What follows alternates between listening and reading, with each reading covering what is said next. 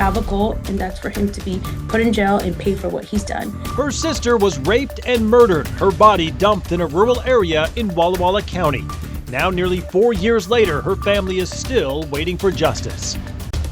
Daylight saving time is behind us, and we have rain and mountain snow in the forecast. It's looking like November. And Gonzaga kicks off regular season play in the Kennel tonight against Texas Southern. We'll have the highlights and a game recap new tonight.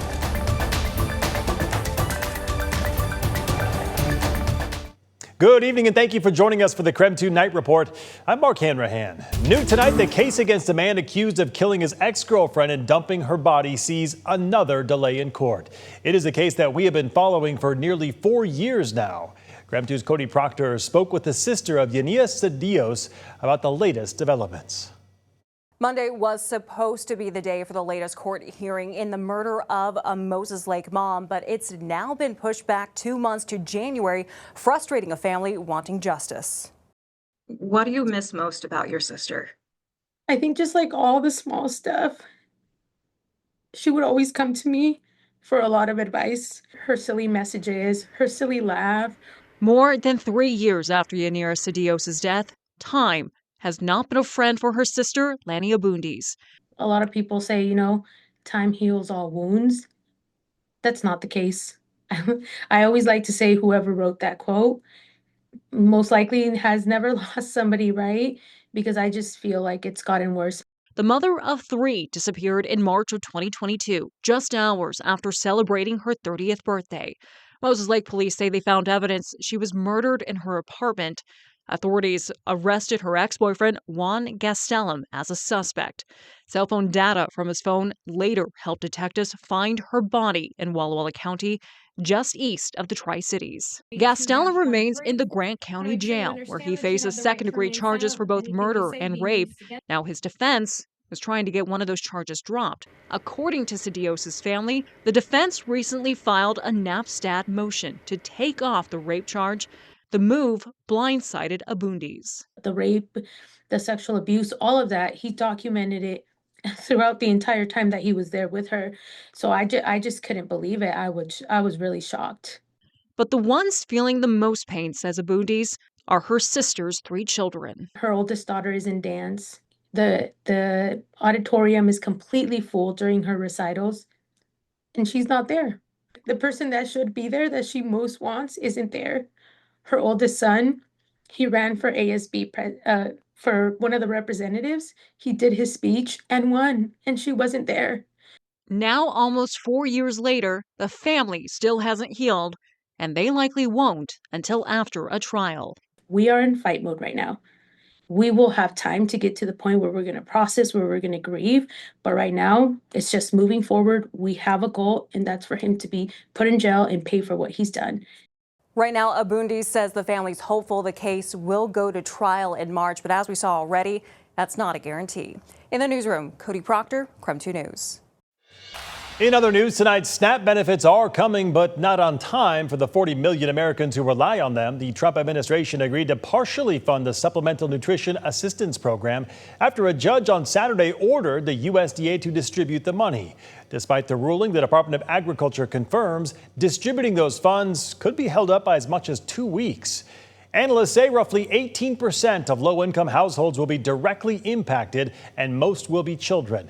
Nationally, kids make up 40% of those who rely on SNAP benefits. About 20% are older adults. Hours after the administration's announcement, Spokane City Council unanimously passed a resolution requesting Congress to end the government shutdown, arguing those who rely on low-income benefits are in a dire situation. KREM 2's Connor McAvoy joining us tonight in the newsroom with what council members had to say about it. Connor?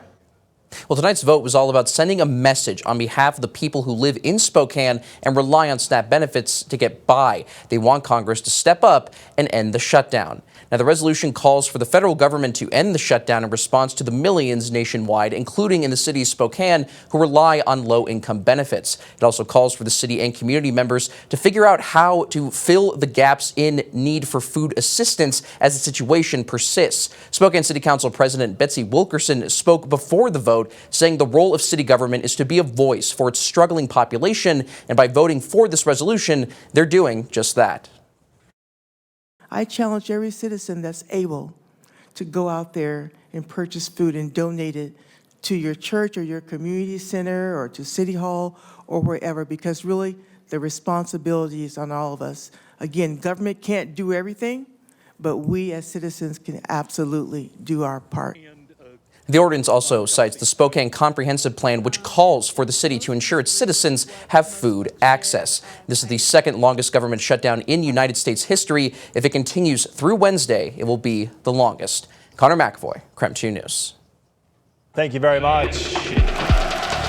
Well, GU fans rejoice. The Zags are back and just wrapped up their season opener against Texas Southern at the Kennel. The Zags demolishing the Tigers 98-43 tonight. And coming up in just about 15 minutes, Sports Director Andrew Quinn has the highlights and post-game sound from head coach Mark Few and the gang. All right, taking a break from the headlines. Let's talk weather now with Chief Meteorologist Jeremy Legoo standing by in the Outdoor Weather Center. Jeremy, you've had that umbrella all day long.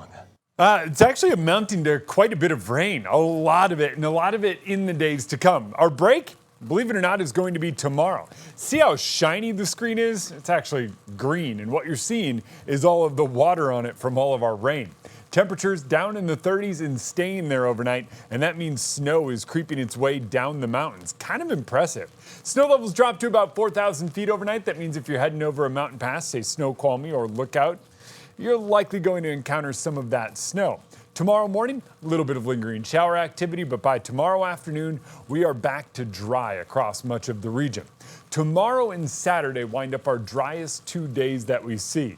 A couple of morning showers move out.